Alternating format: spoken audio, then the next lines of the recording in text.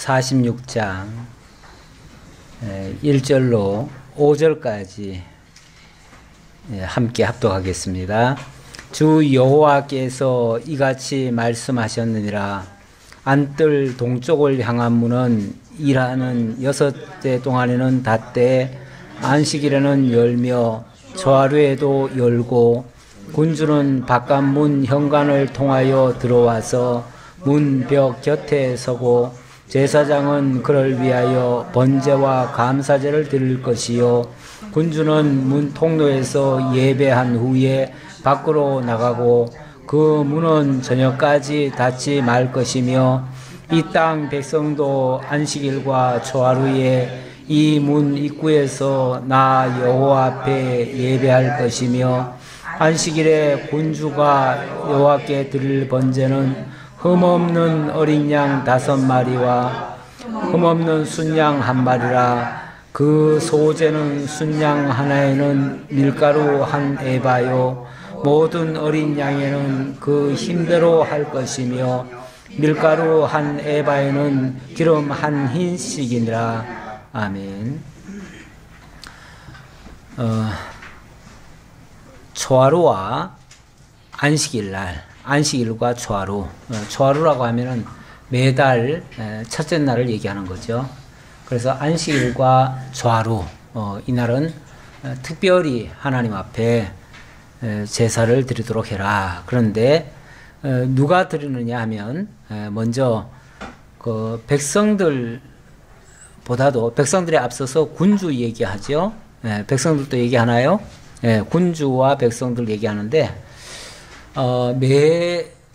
맨 먼저 누가 제사를 드리느냐.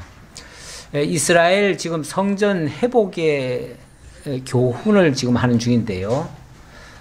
성전 회복, 통치 회복, 이 성전 회복과 통치 회복에 대한 이상을 보여주면서 교훈하는 장면인데요. 통치 회복이 온전한 통치 회복이 이루어지려면 성전부터 먼저 회복이 돼야죠. 회복되고 그 다음에 군주가 있어야 됩니다. 군주는 곧 다스리는 자죠. 그리고 제사가 또 온전히 회복돼야 됩니다. 그래서 맨 먼저 언급하는 장면이 바로 어떻게 제사 드릴 것이냐.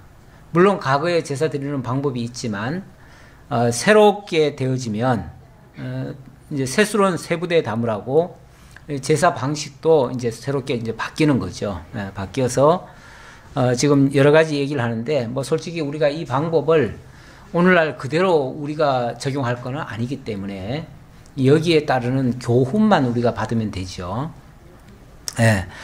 근데 일단은 군주는 바깥문 현관을 통하여 들어와서 문벽 곁에 서고 제사장은 그를 위하여 번제와 감사제를 드리라 그랬습니다. 군주라고 해서 물론 특별하게 먼저 하나님 앞에 나서는 것은 맞는데 그렇다고 해가지고 자기 임의로 하는 건 아닙니다. 당연히 제사장이 그를 위해서 번제와 감사제를 드려줘야 되는 것이죠. 자, 그래서 제사는 제사장이 드리고 군주는 하나님 앞에 먼저 자기의 낮아짐을 고백하는 그런 시간을 갖는 겁니다. 이 군주가 되면요, 자칫하면은 자기 위에 아무도 없는 줄로 착각을 해요. 우리 사람들도 세상에서도 조금만 잘 나가면 어떻게 생각하죠?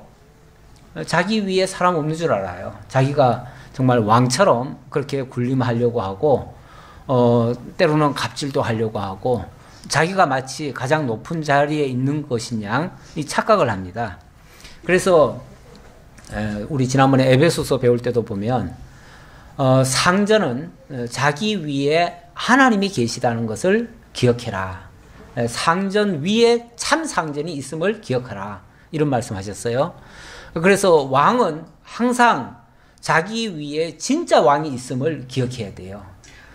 이 솔로몬도 왕이 된 다음에 지극히 어린 제가 어떻게 이 많은 백성들을 다스리겠습니까?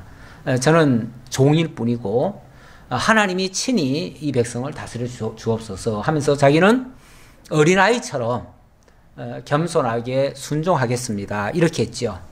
그런데 이게 점점 좋아지고 점점 건세가 높아지고 모든 사람들이 자기를 우러러보고 이러니까 그 다음에는 어떻게 됩니까? 자기도 모르는 사이에 어느 사이에 자기가 왕이 돼버려요. 진짜 왕 노릇을 하려고 하죠. 그러다 보니까 왕은 뭐 거슬릴 게 하나도 없어요. 그래서 온갖 짓을 다 하다 보니까 나중에 가서는 결과적으로는 실패의 삶, 물론 뭐 그가 구원을 받았다 안 받았다 이건 둘째치고 인간적인 삶으로 보면은 그의 말년은 참 안 좋았어요. 나라도 결국은 그게 빌미가 돼가지고 분국이 되어졌고요. 수많은 여자들에게 둘러싸여가지고 결국 정신을 못 차렸지요. 이렇게 왕이 그래서 항상 하나님 앞에 자신은 어리다는 것을 인정을 해야 돼요. 자기가 낮아진 자세로 그걸 인정을 해야 돼요. 근데 그거 못하면 끝에 가서는 다 실패합니다. 우리 지난 주간에 이런저런 이야기 하다가 왜 말년에 그 훌륭하신 분들이 왜 이 말년이 안 좋습니까? 이런 얘기들이 있었는데 뭐 한마디로 말하면은 자기 분수를 잃어버린 거예요. 분수 잃어버리면 천하 없는 인간도 끝에 가서는 다 그렇게 돼요. 그래서 끝까지 정말 하나님 앞에서 자신을 낮추고 겸손하게 정말 어린 자라는 것을 인식을 해야 됩니다. 그렇지 않으면 안 됩니다. 그래서 항상 먼저 하나님 앞에 왕부터 무릎 꿇으라는 거예요. 무릎 꿇으라. 그래서 정말 너희 위에 하나님이 계심을 알고 하나님의 인도를 따라서 백성을 다스리라 그 말이에요. 겸손하게. 자, 그렇게 하기 위해서 이제 제물을 드리는데 뭐 제물 여러 가지 복잡합니다. 뭐 어린 양, 흠없는 어린 양 6마리와 흠없는 순양 1마리와 그리고 소제에도 순양 하나에 밀가루 1에바와 뭐 이렇게 쭉 얘기를 하는데 이 제물이라고 하는 것은 사실은 원칙이 있는 건 아닙니다. 제물이라고 하는 건 그 뒤에도 그 말이 나와요. 사실 형편대로예요. 그 힘대로 할 것이며 이렇게 나오죠. 힘대로 할 것이며 뭐 하나님이 낮춰 주시면은 못하는 겁니다. 그러나 하나님이 힘을 주시면은 또 할 수 있는 거죠. 그래서 양이나 방법은 얼마든지 바뀔 수 있습니다. 그래서 이걸 우리가 그 방식을 그대로 따라서 할 거는 아니고요. 다만 이 제물이라고 하는 것은 엄밀하게 말하면 내가 죽어야 맞는 거죠. 내가 죽어야 맞는 건데 제물이 나 대신 희생을 당하는 거죠. 그래서 내가 죽어 마땅한 존재임을 먼저 인식하고 그 제물을 드릴 때에 자기가 안수를 함으로써 자기 죄를 그쪽에 넘겨가지고 내가 이렇게 죽습니다라는 것을 고백하는 거예요. 신앙 고백. 고백적으로 하나님께 자신이 바쳐졌음을 그 제물을 통해서 인식을 하게 하는 거예요. 인식을 하게 하려니까 똑똑히 보도록 하는 거예요. 똑똑히 보도록. 물론 집행은 제사장이 하지만 그 일을 왕이 똑바로 보도록 그래야 저 제물이 죽는 것은 바로 내가 죽는 거다. 저 제물이 희생되는 건 내가 희생해야 되는 거다. 그래서 내가 모든 백성들 앞서서 먼저 내 자신이 낮아지고 희생하고 그렇게 함으로써 백성들이 세워진다. 내가 죽어야 백성들이 산다. 이런 식이죠. 그걸 깨닫게 하려고 이런 제사를 드리게 한다 그랬습니다. 또 소제를 준비하되 숫송아지에는 밀가루 1에바요 순양에도 밀가루 1에바며 모든 어린 양에는 그 힘대로 할 것이요 밀가루 1에바에는 기름 1인씩이며 군주가 올 때에는 이문 현관을 통하여 들어오고 나갈 때도 그리할지니라. 현관을 통해서 들어오고 또 나가고 어찌 보면 군주에게 특별히 그걸 허락한 겁니다. 허락했고 군주가 아니면은 그 문으로도 못 들어옵니다. 또 나가지도 못하고요. 그러나 9절입니다. 그러나 모든 정한 절기에 이 땅 백성이 나 여호와 앞에 나올 때는 북문으로 들어와서 경배하는 자는 남문으로 나가고 남문으로 들어오는 자는 북문으로 나갈지라. 들어온 문으로 도로 나가지 말고 그 몸이 앞으로 향한 대로 나갈지며. 백성들은 그러니까 현관으로 못 들어온다는 거죠. 아까 군주는 특별히 현관으로 들어오게 했는데 일반 백성들은 남문으로 들어오든지 아니면 북문으로 들어와야 되는데, 만약에 북문으로 들어온 사람 같으면 남문으로 나가야 되고, 남문으로 들어온 사람은 북문으로 들어가야 된다. 왜요? 백을 못 한다는 거죠. 쉽게 말하면 돌아갈 수는 없다는 거죠. 돌아갈 수는 없고, 하나님 앞에서는 직진이다. 어떤 편에서 이런 표현이죠. 하나님 앞에서는 직진이다. 하나님이 가라고 하면, 저쪽을 향해서 가라 하고 하면 그냥 가는 거다, 그 말이죠. 가는 거다. 가다가 돌이키고 이렇게 하지 말라. 이제 그런 의미가 있겠죠. 그래서 북문과 남문을 특별히 백성들에게 들어가고 나오게 하는데, 다만 들어가고 나올 때에 물론 하나님의 인도 따라 북문으로 들어갈 수도 있고 남문으로 들어갈 수도 있지만, 일단 들어갔으면 계속 직진으로 가야 된다. 우리가 하나님 앞에 나올 때 방향은 뭐 제각각 사람들마다 다 다를 수 있습니다. 그렇죠? 사람들마다 우리 하나님을 만나는 장면은 다 달라요. 그래서 이렇게 해야 예수를 믿고 이렇게 해야 구원을 받는다. 이거는 획일적이지는 않아요. 그러나 일단 예수를 믿은 다음부터는 방향은 한 방향이에요. 오직 직진으로만 가야 돼요. 거기서 나는 이렇게 예수를 접했으니까 앞으로도 계속 이렇게 나아가야 된다. 자기 고집을 하는 게 아니고요. 이제 하나님 앞으로 나와왔으면 바깥으로 남을 돌아보거나, 그러니까 다른 거에 어떤 영향을 받아가지고 그것에 끌려가거나 이렇게 해서는 안 되는 거예요. 우리가 하나님 앞으로 올 때는 여러 가지 방법이 있었지만 하나님 앞에 들어왔으면 오로지 저 천성망인을 향해서 함께 달려가야 돼요. 네. 어찌 보면 이런 교훈들이, 지금 교훈이잖아요. 네. 이런 교훈들이 이런 제사 행위 속에도 담겨져 있다. 그들의 발걸음 하나하나에도 아무 의미 없이 발걸음 하라는 게 아니에요. 하나님께서 제사 지내는 그 성전의 모양과 그 성전 기구들과 또 바깥의 뜰 모양과 또 입구 문 모양과 이런 것들도 다 만들어 놓고 어떻게 들어와서 어떻게 나갈 것이며 이런 것들을 다 해놨는데, 그런 것들이 하나하나 하나님의 아주 소중한 그 뜻이 담겨져 있다는 거예요. 그래서 우리는 그 행위를 오늘날 그대로 우리가 성전 제사 지내는 것도 아니고, 그러니까 우리가 오늘날 성전을 그대로 답습할 일은 아니지만, 그러나 그 속에 담겨져 있는 교훈은 우리가 받아야 된다는 얘기예요. 그렇게 본다면 제가 조금 전에 말씀드린 대로 이해할 수 있다, 그 얘기예요. 군주가 무리 가운데 있어서 그들이 들어올 때에 들어오고 그들이 나갈 때에 나갈지니라. 명절과 성회 때에 그 소재는 수송아지 한 마리에 밀가루 한 에바요, 순양 한 마리에 한 에바요, 모든 어린 양에는 그 힘대로 할 것이며 밀가루 한 에바에는 기름 한 인씩이며, 만일 군주가 자원하여 번제를 준비하거나 혹은 자원하여 감사제를 준비하여 나 여호와께 드릴 때에는 그를 위하여 동쪽을 향한 문을 열고 그가 번제와 감사제를 안식일에 드린 같이 드리고 밖으로 나갈지며 나간 후에는 문을 닫을지니라. 일반 백성들과 군주의 모습이 조금 다르죠. 군주는 동쪽 문을 열어주고 또 나간 다음에는 닫아버리고 이렇게 하라. 어찌 보면 군주는 하나님께서 특별히 세운 자라고도 볼 수 있습니다. 특별히 세웠는데 그것은 군림하라고 세운 건 아니고요. 백성들을 대신해서 앞장서서 그렇게 하기 위해 하나님 앞에 특별히 세움을 입은 모습입니다. 그 다음에 제사의 그 제물 내용은 큰 차이가 없습니다. 제물이라고 하는 거는 왕 같으면 조금 더 제물이 더 클 뿐이에요. 의미는 똑같아요. 그리고 일반 백성들 같으면 제물이 작고요. 그리고 그것도 형편이 되면 할 수 있고요. 형편이 안 되면 또 줄여도 돼요. 제물은 하나님이 어차피 주신 만큼, 주신 중에서 아까 자원하여 이런 표현했죠.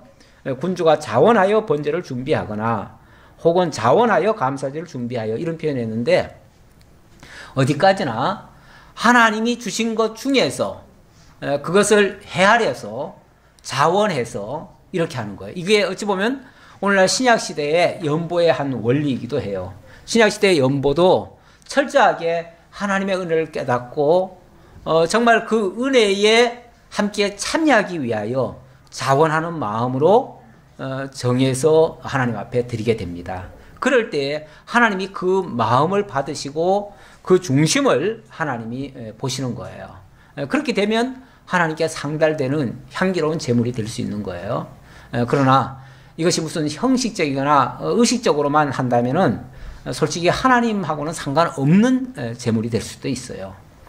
우리는 뭐 무슨 행위든지 말이나 행동이나 또는 예배 행위나 교회 생활이나 모든 것에 사실은 이런 좋은 의미, 하나님을 기억하고 하나님의 섭리를 기억하고 하나님의 뜻을 이해할 수 있는 그런 방향으로 나아가는 것이 매우 소중하다. 그렇게 말씀드리겠습니다. 그 다음 13절입니다. 아침마다 1년 되고 흠없는 어린 양 한 마리를 번제를 갖추어 나 여호와께 드리고 또 아침마다 그것과 함께 드릴 소제를 갖추되 곧 밀가루 6분의 1 에바와 기름 3분의 1 흰을 섞을 것이니 이는 영원한 규례로 삼아 항상 나 여호와께 드릴 소제라. 이같이 아침마다 그 어린 양과 밀가루와 기름을 준비하여 항상 드리는 번제물을 삼을지니라. 아침마다 이렇게 하라고 하네요. 그러니까 항상 하나님 앞에서 아침이라고 하는 것은 어찌 보면 하루의 시작이기도 하고요. 모든 것을 하나님 앞에서 먼저 드리는 자세로서 왕이라도 먼저 드리는 자세로서 해야 되고 모든 백성들도 먼저 하나님 앞에 드리는 자세로 시작을 해야 되겠죠. 그런 의미로 받아들이면 되겠습니다. 주 여호와께서 이같이 말씀하셨느니라. 군주가 만일 한 아들에게 선물을 준즉 그의 기업이 되어 그 자손에게 속하나니 이는 그 기업을 이어받음이거니와 군주가 만일 그 기업을 한 종에게 선물로 준즉 그 종에게 속하여 희년까지 이르고 그 후에는 군주에게로 돌아갈 것이니 군주의 기업은 그 아들이 이어받을 것임이라. 군주의 기업 문제네요. 16절부터는 군주의 기업 문제인데, 자, 이 기업을 어떻게 처리하는 것이 합당하냐, 이제 그런 뜻이에요. 만약에 군주가 자기 아들이 있어가지고 아들에게 기업을 준다면, 그건 당연히 아들에게 속한 것이 되겠죠. 그런데 이제 만약에 아들이 없는 경우, 또는 너무 어리거나 이런 경우는, 그 자녀에게 그 기업을 맡길 수가 없습니다. 그렇게 되어지면 어쩔 수 없이 다른 사람에게 줄 수 있겠죠. 종에게 줄 수 있겠죠. 근데 이 종에게 준다고 하는 개념은 어떤 면에서 완전히 주는 것이 아니고요. 일시적으로 준다고도 볼 수 있어요. 그래서 종에게 준 거는 희년이면은 다시 돌아올 수 있다. 그 말이에요. 희년에 다시 돌아온다고 하는 거는 그 기업의 불변성을 얘기하는 거예요. 그래서 민간에서도 사람들 간에 뭔가 뭐 거래를 하다가 어쩔 수 없이 뭐 기업이 넘어갔을 경우가 있잖아요. 그러면은 희년이 되면 자동으로 그게 돌아와요. 그래서 그에게 주신 하나님의 기업은 영원히 바뀌지 않는다. 이런 어떤 대원칙이 있는 거예요. 그래서 하나님의 기업은 바뀌지 않는다. 이걸 가리키려니까 당연히 군주에게 준 기업도 뭐 일시적으로는 바뀔 수가 있어요. 도저히 뭐 자녀를 못 낳든지 무슨 사연이 있으면은 못 줄 수도 있겠죠. 아니면은 나라를 잃든지 뭐 어떤 무슨 문제가 발생하면 기업이 군주에게서 자녀에게로 못 넘어갈 수가 있어요. 그럴 때는 잠시 어떤 다른 종에게 넘어갈 수는 있겠지만 그게 영구적이지 않다 그 말이에요. 그래서 반드시 그 군주의 그 가계로 다시 돌아오게 된다. 이거는 무슨 뜻이냐면 하나님이 우리에게 주시기로 약속한 기업, 이 기업은 어떤 경우에도 바뀌지 않는다. 이런 의미가 담겨져 있어요. 우리도 인간들이 하나님께로부터 어떤 약속을 받았다고 합시다. 기업을 받았다고 하는데 그러나 이 세상 살다 보면은 여러 가지 이유에 의해서 그 기업에 합당치 못한 일을 하다가 그 기업을 잃어버릴 수가 있습니다. 뭐 우리가 요즘 말로 하면은 믿음이라고 하는 것이 중간에 떨어질 수도 있고 이런 어떤 안타까운 일들이 발생할 수 있겠죠. 있는데 그렇다고 해서 이것이 완전히 없어지는가? 그렇지 않다는 거예요. 때가 되면 하나님께서 반드시 회복해 주신다. 그래서 하나님의 약속하신 기업, 하나님이 택한 백성들, 그들은 절대로 얻은 구원을 잃어버릴 수 없다.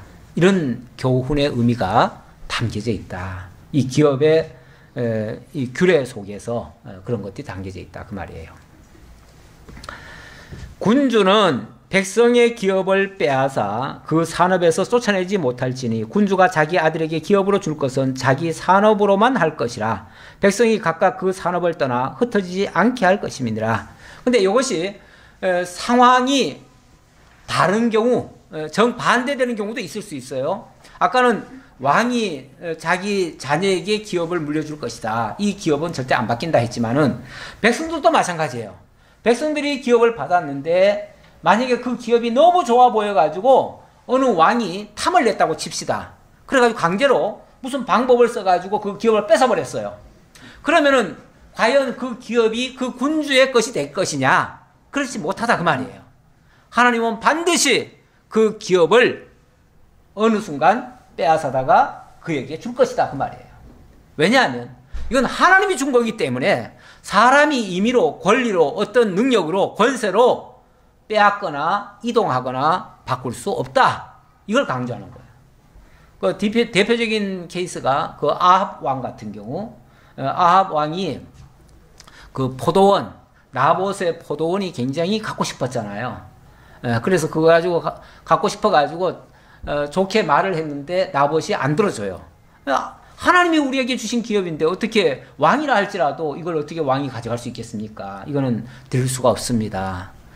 그랬더니 그 때문에 그냥 그 배가 아파가지고 그냥 끙끙 앓고 있잖아요. 그러니까 그 부인 이세벨이 있다가 왜 그렇게 고민하셔요? 그러니까 내가 이것 때문에 저걸 갖고 싶은데 저걸 못 가져서 배가 아파서 이렇다 그러니까 걱정하지 말라고 내가 뺏어 주겠다고. 그러더니 그 나봇 죽여버리고 가져와 버리잖아요. 강제로 빼앗지요. 어떻게 됐을 것 같아요? 하나님이 아합과 그 이세벨을 죽게 만들지요. 결국 나봇의 포도원은 나봇의 가게로 돌아가게 만들지요. 이게 이제 하나님이 하시는 방법이에요. 우리 하나님이 주신 기업은요, 사람의 권세에 따라 이동되지 않습니다. 사람의 어떤 힘에 의해서 좌우되지 않아요. 나의 어떤 결정과 나의 어떤 행동에 따라서 하나님이 주신 영원한 그 기업이 바뀌거나 없어지지 않습니다. 그건 하나님이 주신 거예요. 다만 우리가 종노릇을 하거나 뭘 하거나 하다 보면은 잃어버릴 수는 있어요. 잃어버릴 수는 있는데 하나님께서 희년이면은 다시 돌려주시듯이 반드시 돌이켜 주신다. 이것이 하나님의 교훈이에요. 만약에 영영 안 돌아온다면 그 사람은 원래 기업 안 받은 사람이겠지. 안 받았겠죠. 그런 의미겠지. 얻은 기업이 없어질 수는 없다. 이것이 하나님의 약속이고 오늘 이 말씀 속에서도 담겨져 있는 하나님의 교훈이다. 자, 그렇게 볼 수 있겠습니다. 자, 19절로 24절 제사장에게 제물 삶아 드리는 규례인데요. 그 후에 그가 나를 데리고 문 곁 동행구를 통하여 북쪽을 향한 제사장의 거룩한 방에 들어가시니 그 방 뒤 서쪽에 한 처소가 있더라. 여기 이제 성전 그 주변으로 여러 개의 방들이 많잖아요. 그 방들이 많은데 거기는 주로 제사장들이 쓰는 겁니다. 근데 제사장들이 용도가 다 달라요. 어디는 옷방만 있고 어디는 또 고기 장만하는 데 있고 어디는 또 뭐 술 장만하는 데가 있고 뭐 여러 가지 장만하는 데가 다 달라요. 자, 그런데 어느 한 방에 들어갔다는 거죠. 그가 내게 이르시되 이는 제사장이 속건제와 속죄제 희생제물을 삶으며 소제 제물을 구울 처소니 그들이 이 성물을 가지고 바깥들로 나아가면 백성을 거룩하게 할까 함이니라 하시고 나를 데리고 바깥들로 나가서 나를 뜰 네 구석을 지나가게 하시는데 본즉 그 뜰 네 구석에 또 뜰이 있는데 뜰의 네 구석 안에는 집이 있으니 길이는 40척이요 너비는 30척이라 구석의 네 뜰이 같은 크기며 그 작은 넷들 사방으로 돌아가며 부엌이 있고 그 사방 부엌에 삶는 기구가 설비되었는데 그가 내게 이르시되 이는 삶는 부엌이니 성전에서 수종드는 자가 백성의 재물을 여기서 삶을 것이니라 하시더라. 그러니까 제사장의 역할을 이렇게 주고 제사장도 여러 종류가 있어요. 제사장도 그러니까 대제사장은 직접 제사를 집전하는 사람이고요. 제사장들은 그걸 돕는 자들이에요. 돕는 자들이고 또 레위인들은 그 밑에서 또 심부름하듯이 하는 자들이고 이러다 보니까 그 역할 분담이 각각 있어요. 그래서 어느 방을 보여주면서 여기는 바로 그 재물을 삶는 장소니까 여기서는 이 일을 해야 된다 하면서 자기 역할을 맡기는 그런 장면이죠. 여기서의 교훈이라고 한다면은 우리도 이 당시는 이제 성전이지만 오늘날 우리는 신약 시대에 이 교회라고 하는 이 기관 안에서 우리 각자가 하나님을 섬기는 자들로서 각자 역할 분담을 맡아서 감당하고 있는 것이죠. 그런데 그 역할 분담 이상을 넘어서면 안 돼요. 그 전에 무슨 말이 있었냐면은 이 성물을 가지고 바깥들에 나가면 백성을 거룩하게 할까 함이니라 이런 표현을 썼는데 자 지금 어느 방에서 지금 굽고 삶고 막 하라고 그랬어요. 그런데 아우 여긴 너무 더워 그러니까 이거 가지고 저 바깥에 나가서 해야 되겠다 하면 바깥에는 사람들이 왔다 갔다 하잖아요. 그러면 다른 사람들에게 그 거룩함이 넘어가 버려요. 다시 말하면 그들은 그 거룩함에 참여할 사람들이 아니에요. 그런데 거기에 참여하는 결과가 돼버려요. 그러면 그 사람들을 결국은 죽게 만드는 꼴이 돼버려요. 그러니까 자기 역할 이상으로 넘어서든지 아니면 다른 사람이 그 역할을 하려고 하게 되어지면 이게 결국은 하나님의 질서가 무너져요. 우리 하나님은요, 이 철저하게 구약 시대 때도 보면은 그 어떤 질서를 세워놓으셨어요. 그래서 자기 역할을 통해서 하나님을 섬기도록. 그래서 합력해서는 물론 하나님 앞에 온전한 제사가 드려지도록 하지만은 그 과정에서는 제각각의 역할이 있어요. 그래서 대제사장은 대제사장대로, 제사장은 제사장대로, 레위인은 레위인대로 자기 역할이 있어야지 그 역할 이상을 넘어서 버리면은 이거는 다른 사람들에게 큰 해를 끼칠 수가 있어요. 죽게도 할 수 있고요. 그래서 절대로 하나님의 질서를 무너뜨리는 행위는 해서는 안 된다. 오늘날 신약교회도 철저하게 하나님께서 역할을 맡기셨습니다. 우리 지난번에 에베소서 배울 때 보면 하나님께서 우리 주님께서 이 땅에 오셔서 사로잡힌 자를 사로잡으셔서 올라가시면서 이 땅에 선물을 주셨다고 그랬어요. 각 사람들에게 선물을 주셨는데 그 선물이 어떤 사람에게는 사도와 복음 전하는 자로, 어떤 사람은 목사와 교사로, 어떤 사람들은 섬기는 봉사자로 이렇게 세워졌다고 그랬어요. 그러면은 어떤 사람은 사도와 선지자 역할을 해야 돼요. 그리고 어떤 사람은 목사와 교사 역할을 해야 돼요. 어떤 사람은 봉사자, 오늘날로 말하면 이 집사 역할을 해야 돼요. 그런데 이 역할이 뒤죽박죽이 돼버리면은 아무것도 안 돼요. 그러니까 다른 역할을 해버리면은 하나님이 주신 은혜대로 하는 게 아니고 억지로 남의 일을 하는 결과가 돼버리고 그거는 일을 망치는 거예요. 오늘날 시대는요. 오늘날 시대는 거기에 목사와 거기에 이제 사도와 복음 전하는 자 이렇게 얘기했고 목사와 교사 얘기를 했는데 오늘날은 사도와 복음 전하는 자는 사실은 없는 겁니다. 오늘날은. 물론 요즘도 복음 전하는 자가 있는데요. 이렇게 얘기할 수 있지만 여기에 복음 전하는 자라는 의미는 초대교회 때 사도가 있고요. 그 사도의 직계 그런 어떤 제자 같은 사람들 이 사람들을 두고 하는 말이에요. 주로 하는 말이기 때문에 어찌 보면 그 시대에 그런 사람이 그 역할을 했어요. 그런데 오늘날 만약에 어떤 사람이 나서가지고 내가 사도다, 내가 하나님께로부터 계시를 받는다, 그러니까 나는 사도다 하면 뭐가 되죠? 오늘날 사도 역할을 하는 꼴이 돼버려요. 오늘날 사도가 없는데, 사도가 없어요. 사도라는 말은 하나님께서 직접 보내심을 입은 자라는 뜻이에요. 그러니까 예수 그리스도께로부터 직접 보내심을 받아야 되는데 지금은 이 특별 계시가 완료됐고 이 특별 계시 이상의 것이 오늘 우리에게 주어지지 않습니다. 만약에 다른 계시가 있다면 그거는 다른 복음이에요. 이 복음이 아니에요. 그러니까 그런 복음이 만약에 오늘날 어떤 사람의 입을 통해서 어떤 사람이 특별히 뭘 받았다라고 얘기를 하면 그거는 명백하게 이 성경을 어기는 겁니다. 이 성경은 사도 바울도 그래서 다른 복음은 없나니 하고서 너희를 교란케 하는 어떤 막 계시를 받았다 해가지고 주장하는 것이 있다면 그건 사도가 할 일이지 너희들이 할 일이 아니다 그 말이에요. 그리고 요한 사도도 마지막에 이 성경을 완료하면서 마지막 끝에 뭐라고 그랬냐면 22장에 보면은 이 계시의 말씀 외에 더하거나 만약에 빼는 자가 있다면 이 성경에 기록된 그 저주가 있을 것이다. 이렇게 경고를 했어요.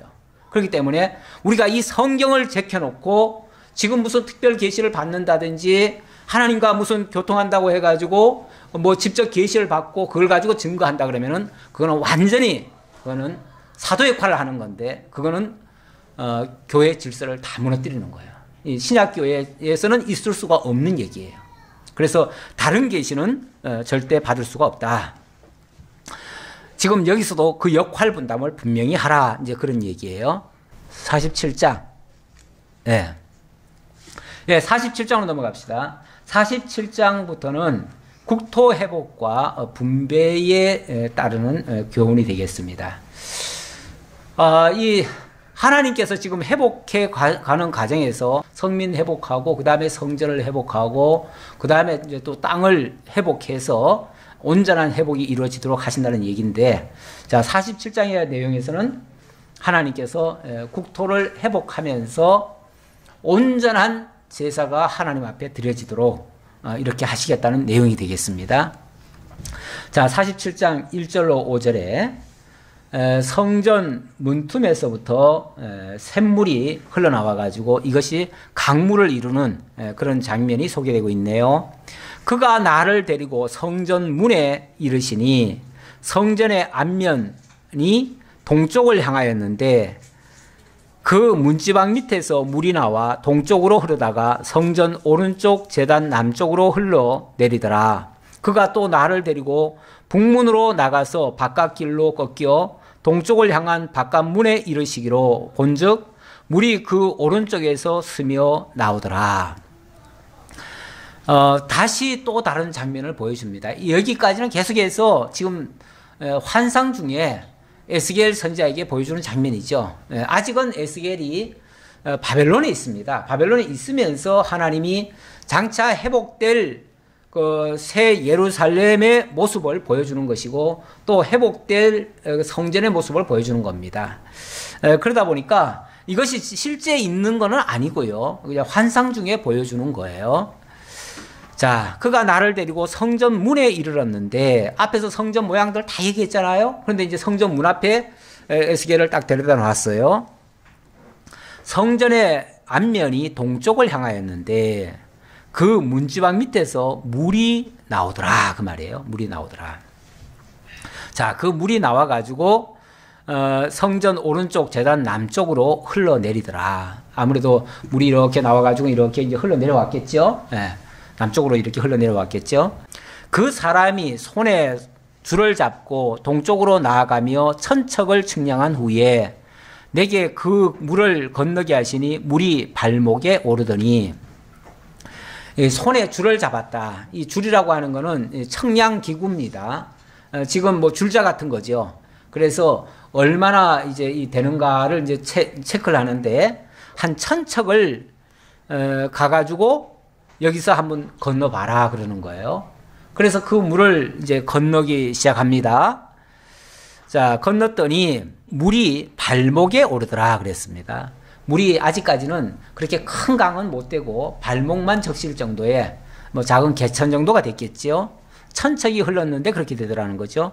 다시 천척을 측량하고 내게 물을 건너게 하시니 물이 무릎에 오르고, 다시 천척을 측량하고 내게 물을 건너게 하시니 물이 허리에 오르고, 다시 천척을 측량하시니 물이 내가 건너지 못할 강이 된지라.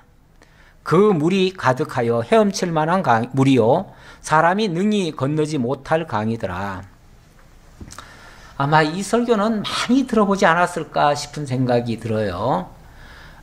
이 성경을 대부분이 이 성령의 이 강물로 이제 해석을 하기도 하고, 성령이 우리에게 임하게 되어지면 그 성령에 의해서 우리가 지배를 받게 되어지고 성령의 인도 따라 살게 되어지는데, 이제 어느 정도 초기에는 어찌 보면 성령의 인도가 있어도 내 의지가 더 강해가지고 내가 그것을 헤쳐나가면서 걸어갈 수가 있는데, 이제 많이 이제 가면 갈수록, 점점 가면 갈수록 내 의지가 완전히 잠기더라는 거죠. 그래서 더 이상 자기가 어찌할 수 없는 그런 상태에 들어가더라는 거죠.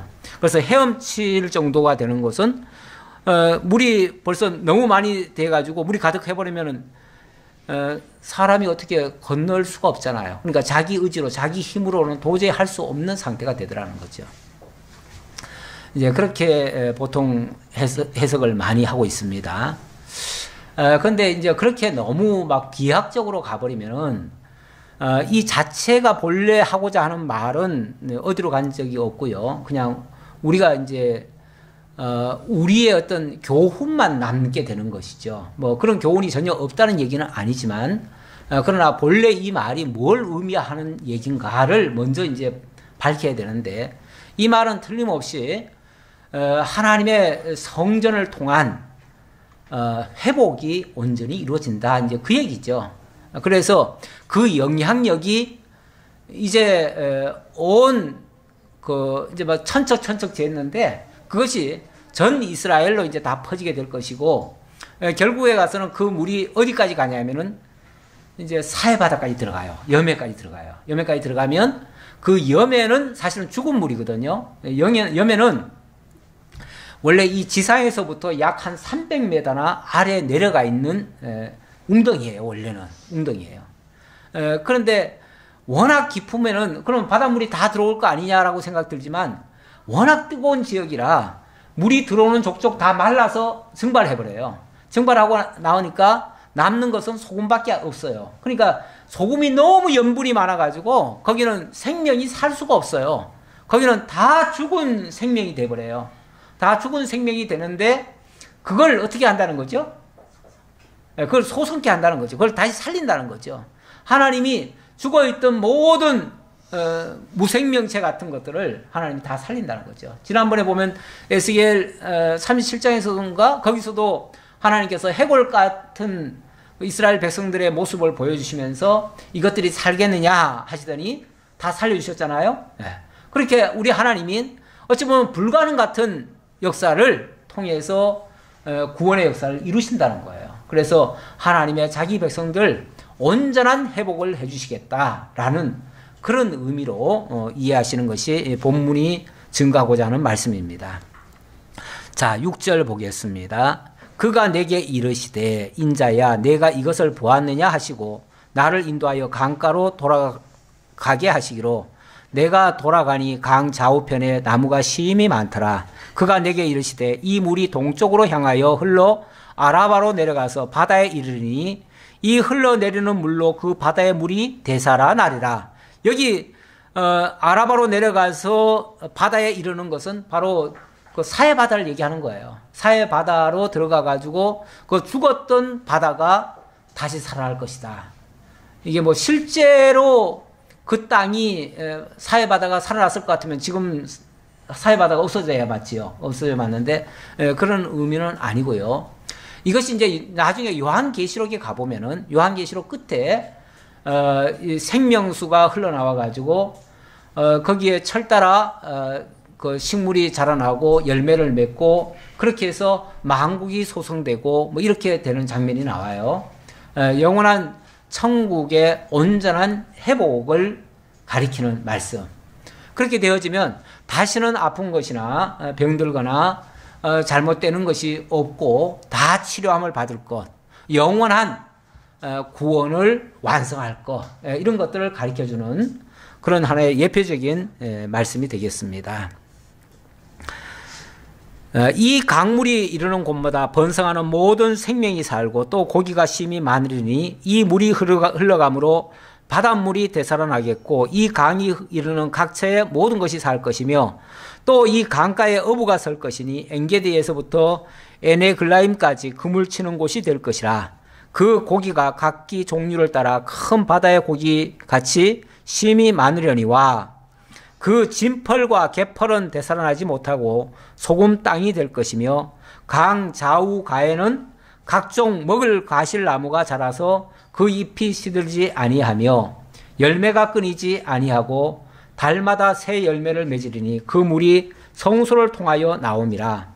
그 열매는 먹을만하고 잎사귀는 약재료가 되리라. 이 말씀은 결국 요한계시록에 가서 완성이 되어집니다. 사실 여기 에스겔에 나오는 성전 모양도 엄밀하게 말하면 요한계시록에 가서 온전히 이루어질 그런 모습일 수 있어요. 그러니까 이 지상나라에서는 그것이 완성되지는 않았습니다. 그거는 아무 데를 봐도 그 모습은 찾아볼 수가 없어요. 그래서 이 땅에서 이루어질 거라고는 볼 수 없고요. 만약에 정말 땅에서 이루어진다고 한다면 그것은 천년왕국 때나 이루어질 것일 것 같고요. 그렇지 않으면 영원한 천국에서 이루어질 내용이다. 여기까지 보고요. 그러나 중요한 것은 하나님께서 그 땅을 반드시 회복한다는 것은 분명한 거예요. 분명한 거예요. 그래서 우리 하나님은 당신의 약속하신 것을 결코 어기시지 아니하시고 때가 되면 반드시 이루실 것이다. 그래서 하나님은 약속대로 이루시는 여호와의 심을 증거하는 데는 이 말씀이 매우 소중한 말씀이 되겠습니다. 기도하겠습니다. 아버지 하나님 감사합니다. 에스겔서를 통해서 하나님 미래에 펼쳐질 하나님의 구원의 완성도를 살펴보았습니다. 아버지 하나님, 지금은 꿈 같은 이야기지만 우리 하나님께서는 반드시 그날이 오게 하실 것이고 그날에 완성된 구원을 우리들에게 보이실 것을 다시 한번 확인해 주셨습니다. 우리는 그 소망을 가지고 이 거친 세상, 악한 세상 속에서도 믿음으로 잘 견디고 인내하며 극복해 갈 수 있도록, 그리고 승리할 수 있도록 하나님 인도해 주옵소서. 세상 끝날까지 우리 주님 동행하시면 그 길이 바로 천국 길이고 아름다운 정말 행복한 길임을 저희들 다시 한번 기억하고 믿음을 따라 열심히 걸어갈 수 있는 저희 모두가 되게 하옵소서. 감사드렸고 예수님의 이름으로 기도하옵나이다. 아멘.